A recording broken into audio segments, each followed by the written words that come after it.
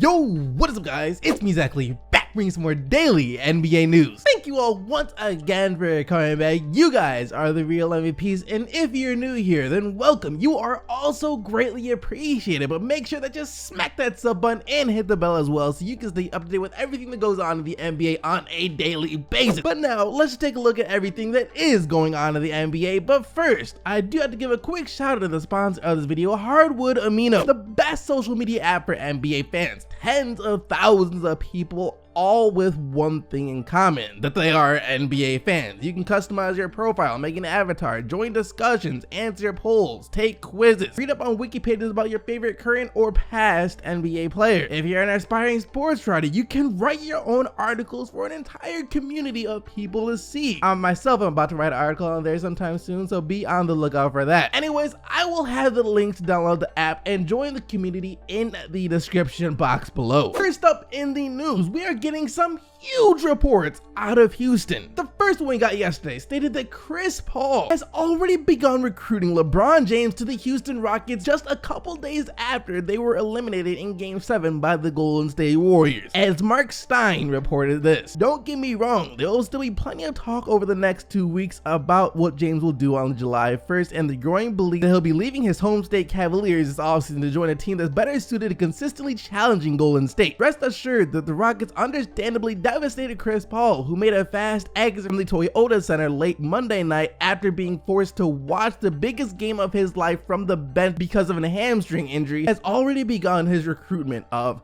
LeBron James to Houston. Now, we recently talked about the problems that come with the Houston Rockets trying to get LeBron James. Chris Paul would have to take a pay cut, which I'm sure that he would do in a heartbeat if it meant winning a championship. They would have to let Trevor Ariza walk, which is completely fine. No way you keep Mr. Over 12 over signing LeBron James. But the toughest pill for them to swallow will be letting Clint Capella walk. That's the hardest part about all of this. That is, unless Houston is able to find some type of miracle trade package in which they can get rid of Ryan Anderson, because that is $20 million with a salary cap sitting on the bench every single night. If not for him, none of this will be a problem at all. So, despite all of that, CP3 and of course James Harden too would love to get LeBron James, but they're realistic. They know they're not the only team out there trying to get LeBron James. Basically every team in the NBA is going to be trying to get LeBron James. And that is why we also got reports this morning that the Rockets have a backup plan in place just in case they can't get LeBron James. And that backup plan is Paul George. As reports came out this morning saying that Houston is set to go after Paul George if they can't add LeBron. Either one of those guys is probably going to push them over the edge when it comes to their series against Golden State next year. LeBron, of course, will be the more sure thing, but I mean, Paul George wouldn't be bad either. That's leaps and bounds over what Trevor Ariza will give you. However, adding Paul George still comes with the same price of adding LeBron James. They're still gonna have to make some pretty steep sacrifices. Next up in the news, Media Day was yesterday, and that's exactly what it sounds like, where the media gets to interview players before the finals. And we had to talk about some of the things that LeBron said later on in this video, but first we have to talk about what Klay Thompson just said yesterday, as he sent a message to everyone that is tired of seeing the Golden State Warriors in the NBA Finals. So everyone who hates to see the Warriors win, as he says, you can't be mad at them, be mad at the other teams for not being better. I think the rest of the NBA's got to get better. It's not our fault. And the only people I really hear saying that are fans from other teams, which is natural. I don't blame them, but as long as our fan base is happy, that's all that matters. Now, technically speaking, Klay Thompson isn't wrong here. You can't be mad at the Warriors for winning. Well, you can't be mad at them, but it is not their fault. However, at the same time, the simple solution of just get better than us isn't that simple. It's not simple at all. It's not easy for teams to go out and try and match the level of talent that the Warriors have when it comes to 4 All-Stars, 4 future Hall of Fame players, 2 MVPs, and a Defensive Player of the Year. Not many teams are going to be able to go out there and get that kind of talent. For our next story, I have to give a very, very interesting update on the story that we covered yesterday regarding Bryan Colangelo in the fake Twitter account that he had been accused of having and was using to criticize NBA players and leak confidential information information. And the first update we have is that Bryan Colangelo made another statement yesterday saying that basically he was framed. Someone's out to get me. This clearly isn't me. Hopeful to resolve this soon. So of course now he is claiming, you know, that he's been framed, and I would too if I was in his position. And this person framing him has been doing it for the past couple of years, ever since those fake Twitter accounts started tweeting. And I just gotta say, if that's the case, if you really are being framed by someone here, then whoever's doing it is doing a really good job. Like, this is one of the most diligent framers that I have ever seen. And in order for someone to be going to this extreme to frame you for the past 2 years, you must have done something extremely messed up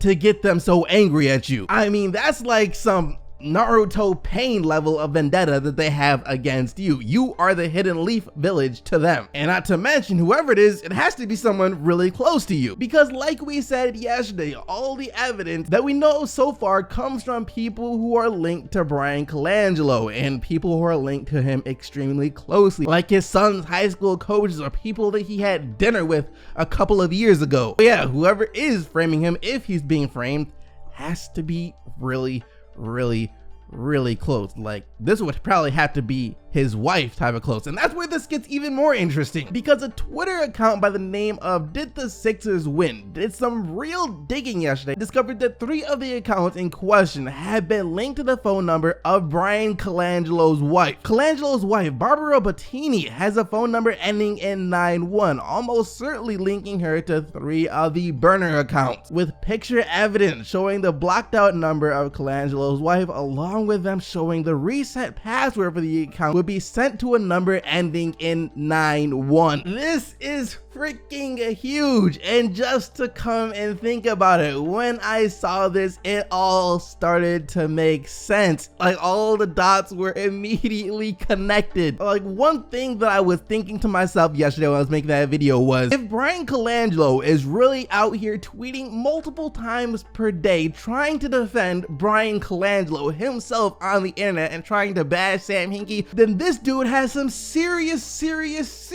insecurity problems if he lets every single thing he sees on the internet get to him like he does. Like, imagine having to defend yourself under a fake Twitter name multiple times per day. You would have to be seriously messed up. However, if you think about it, and if it's his wife doing it, it makes a little more sense. She might be tired of seeing her husband get bashed on the internet. She's like, you know what, I'm gonna defend him on the internet. I'm gonna be the biggest Bryan Colangelo fan that anybody has ever seen. And not only that, but it also made sense in a couple of other areas too. For example, the accounts going private almost immediately after they were brought up to Bryan Colangelo. Just imagine this scenario with me real quick. Bryan Colangelo gets a phone call. The phone call makes him upset. His wife asks him, why are you upset? He tells her because he's being accused of having fake Twitter accounts and bashing players and leaking sensitive information. His wife's like, oh, hurries off to her room and, you know, deletes the account. It all makes sense. And something else that also might clear Colangelo's name a little bit is that another Twitter user did some research and discovered that Colangelo held immediate availability right before the Heat game on February 11th in 2017 to address Joel Embiid's injury. And the burner account Eric Jr. was tweeting while he was addressing the media with pictures attached as proof. So now all fingers are pointing right at Bryan Colangelo's wife. And also not completely off Colangelo either, since some of the things that she was saying, assuming those are her burner Twitter account, sounds like they were probably her echoing some of what Bryan Colangelo vents to her. For example, bashing Embiid, Fultz, Okafor, Nerlens Noel. I don't think that she personally will be bad-mouthing those players without Bryan Colangelo himself bad-mouthing those players in front of her, you know what I mean? But investigations are still ongoing, so be sure to stay tuned. I'm gonna keep you guys up to date with everything that comes out on this story because it is still just insane. And for our final story of the day, LeBron James probably just gave one of the most honest and open interviews that he has in quite some time, in which he opened up about the long year that the Cleveland Cavaliers have had, the struggles that they've been through, and how he truly felt about the Kyrie Irving trade. And first things first, LeBron James admitted that he in fact did not want Kyrie Irving to be traded, that he thought it happened at the worst possible time for the Cleveland Cavaliers, as he said this. I wasn't part of the communications and know what exactly went on between the two sides, but I just felt like it was just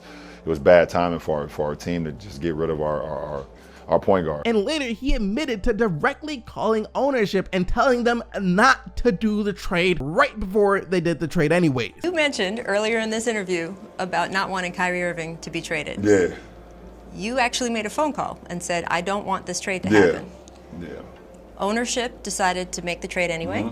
They decided that part ways with GM David Griffin, which is another thing you said you didn't want to have happen. And then he followed that up by saying that after all of this, he didn't even think it was possible for the Cleveland Cavaliers to make the NBA Finals this year. He himself thought this team was pretty trash. I can't sit here right now and say that that the finals was a part of my thinking. It was not. I had already kind of hit that switch. I was like, okay, I'm not quite sure what we're going to do with this ball club.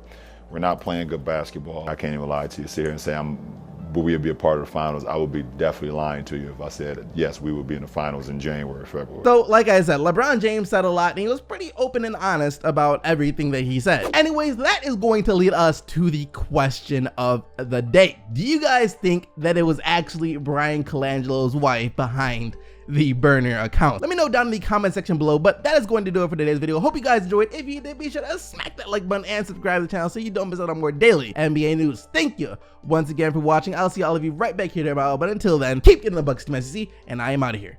Peace!